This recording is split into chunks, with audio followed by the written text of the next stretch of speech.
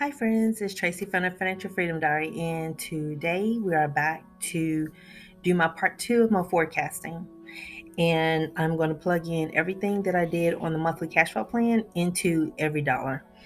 Um, so off to the side, I have my monthly cash flow plan for the month of March and my bill sheet in my Erin Condren planner. And this just shows me the dates that everything is due. So here's February of my EveryDollar. And so you see it's $8.79.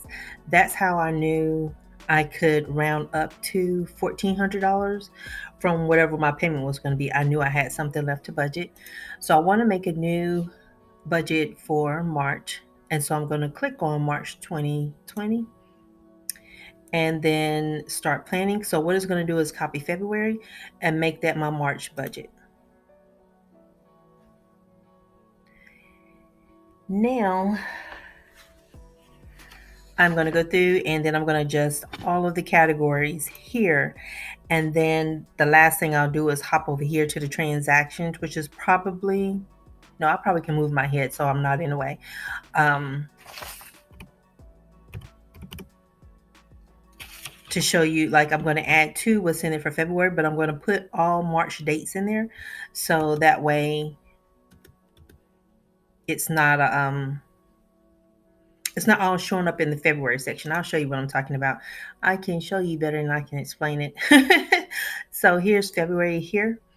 And so March is going to appear up here for the March section when I get it entered. And I don't want them all clustered together.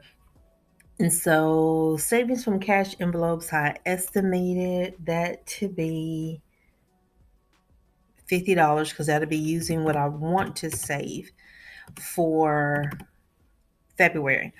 And so I don't do savings challenges like traditional ones because technically I use like everything in my budget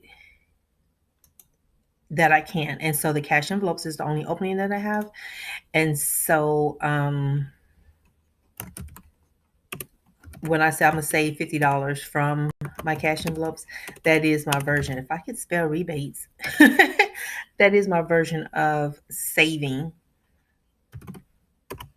And so $20 for my rebates. So yeah, when you want to add a category, you just like add paycheck here, that kind of thing. And then as you receive it, you drop it, just drag and drop over here. Or you can go in and add it. And so now I'm going to go down here, Christmas. And so this fund is including gifts for my kids' birthdays. And I got that down to $133.33. Medicine is still 10. Subscriptions is going to change. I'll put this in the right place here. $37.81. Clothing is still 10. I don't need to add to my cushion. PMP is fine. My dental is fine. And so let me scroll down some. Did I just knock that back up? Sorry, because that hurt my eyes over here. Quarterly taxes. I didn't do anything in side hustles for the month of February, so I'm not going to set anything aside to pay in taxes. Renter, insurance, sinking fund is still 40, so that's good. And so now on 48.52 over budget. I did find where I was off. My rent is $990.95. When I was doing the monthly cash flow plan video, I said $990.85, and it threw me off. And so I knew my numbers were off somewhere. And that video was pretty long because of all the changes I had to calculate and figure out. And so I didn't want to make that any longer. So I'll just zip through this part. But MLGW, I'm still estimating 275. Mobile phones, I'm estimating 65. Internet, 145, and rent, $990.95. So nothing to do there. Gas, $100. Car maintenance, 75. Groceries is 300, so I'm gonna change that to 325 since this is a 5-week month. And I normally don't change it, but this time I am, to give me about $65 a week to grocery shop. Subscriptions $2.99, and I did get a suggestion to get the Costco card. And sorry, knock down my chapstick.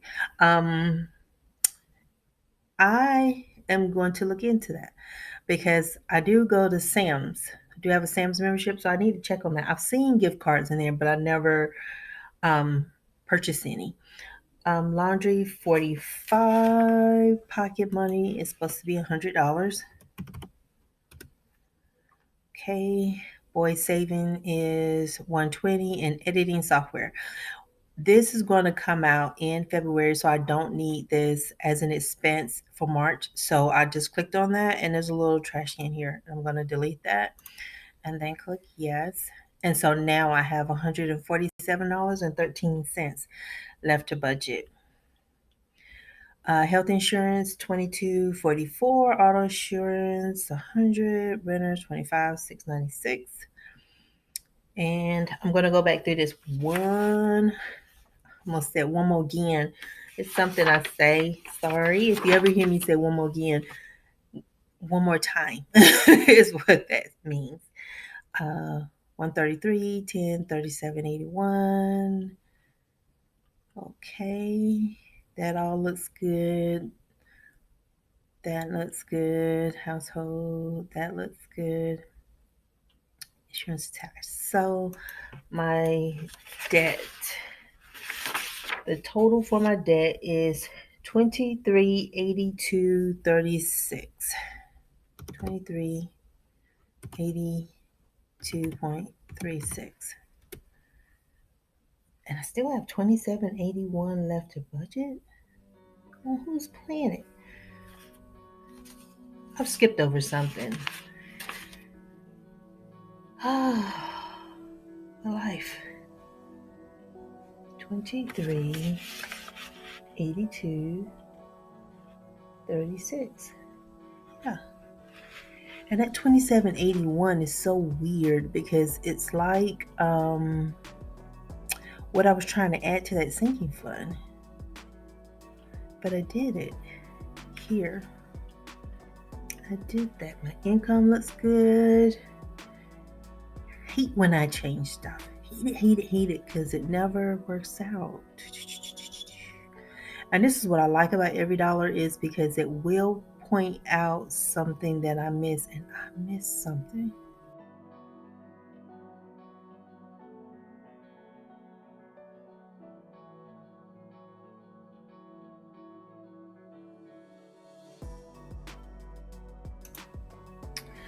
I'm going to play with this and see. Does that do?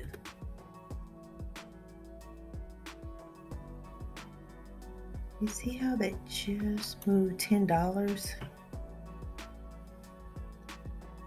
It's 37.81. There. That was some weird juju magumbo right there. And when I edit this, I'm going to see if I saw that. That was some weirdness there. But anywho, let me get on over here. Let me get on before I tear up something else. Oh, Lord. All right, so we're done with that piece. Let's go to my transactions for the month of May. Not May, March. Ugh. I am trying to rush the year. And so I'm going to add $990, $95 for my rent. And I'm going to put the date, post date that to March 1st. And my rent is so funny since I've moved here. Oh, crap. I didn't even put the place. But since I moved here, the old company, I could pay ahead. The new company, it treats it like an extra payment. And I'm like, why would I do that? 25 for insurance. And so I always have to wait until the first, which is a little bit difficult for me because typically by the time, where did I put that? Okay, I got to stop talking. But it's difficult for me because when typically as soon as I get paid, I like to take care of that. And now I have to wait until the first. And on a weekend, I am not. It's always, my mind is always on weekend activities. So things I want to get done that I know I can't get done throughout the workday. And so this is iCloud storage.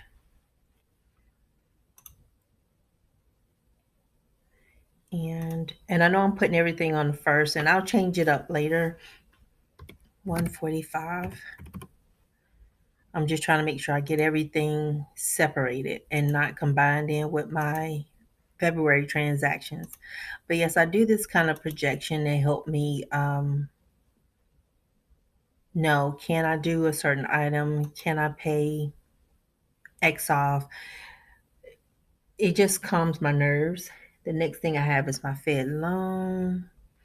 And Fed loan is 315.34. It just helps calm my nerves. And it's one of those things that I learned it at FPU, and then I just never stopped. I'll put that on the right day. And anytime I haven't done it, I typically mess up. I typically overspend that month. And I didn't put Xfinity here. Man, I'm on a roll today.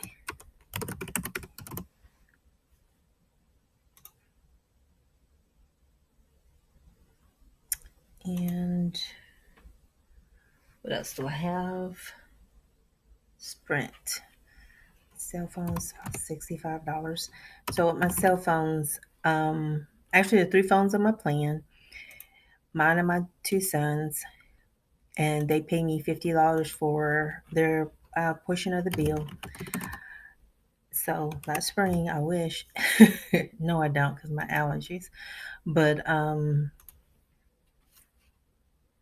I get charged the full amount, and I take that, and then I just deposit it into the account, and it just offsets it.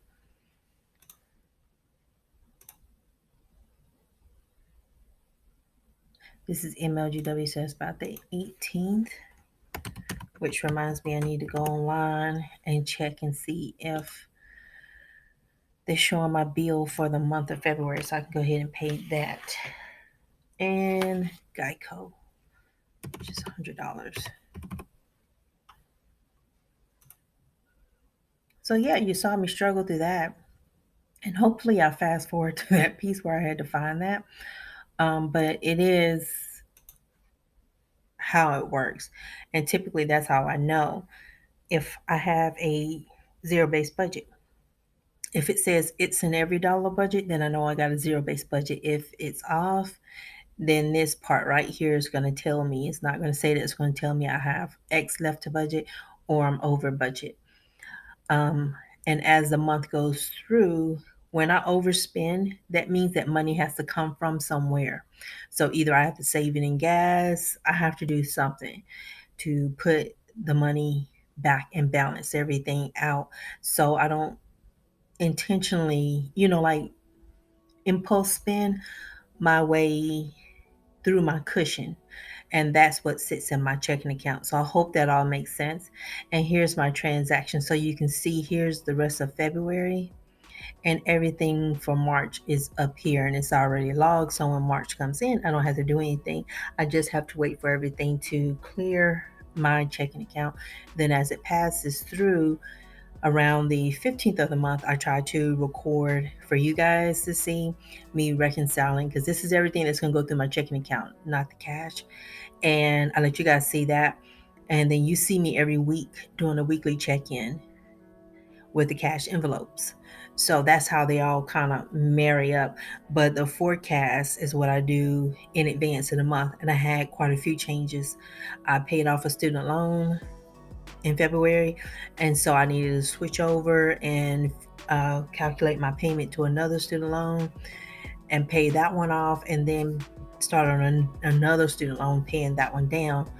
And then I also had the change in the sinking funds, which kind of changes everything. But typically the videos won't be this long, because once I get in here, that's the budget, that's the way it goes, and I don't change up that much It's just this time it's a little bit different, which is pretty cool because sometimes it happens. And so you just got to be able to go with the flow when things do change, because they will change. And so you guys have a super fantastic morning, afternoon, and evening. And if you're new to my channel, please consider subscribing below. And hey, I don't think I spoke to anybody in the beginning. Y'all, I am getting so forgetful. But hey, and you all have a wonderful day.